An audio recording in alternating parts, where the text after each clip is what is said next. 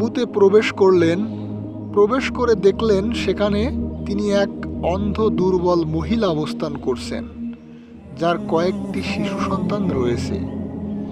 তিনি মহিলাকে জিজ্ঞাসা করলেন, আপনার ঘর থেকে যে একজন লোক বের হয়ে গেলেন তিনি কে, আপনি জানেন? মহিলা বললেন, আমি তাকে চিনি না, তিনি একজন মুসলিম এতটুকুই জানি।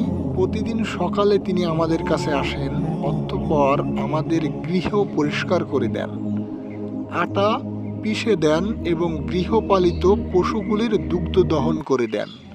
আমার সংসারের সব কাজ শেষ করে তিনি চলে যান।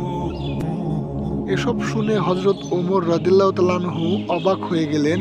এরপর তিনি সেখান থেকে বেরিয়ে আসলেন এবং হযরত আবু বকর সিদ্দিক রাদিয়াল্লাহু তাআলা আনহু এর কাছে গেলেন।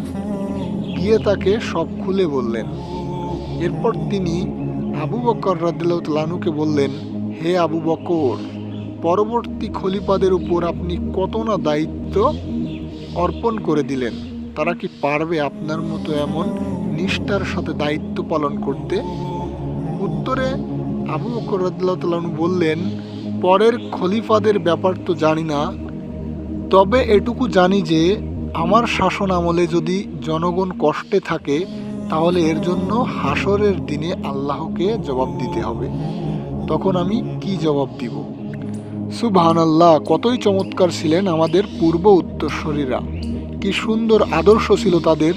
এই আদর্শ দেখেই তো দলে দলে লোকে ইসলাম ধর্মের ছায়াতলে আশ্রয় গ্রহণ করেছেন। আল্লাহ আমাদের সকলকে সিরাতাল মুস্তাকিমের পথে পরিচালিত করুন, আমিন।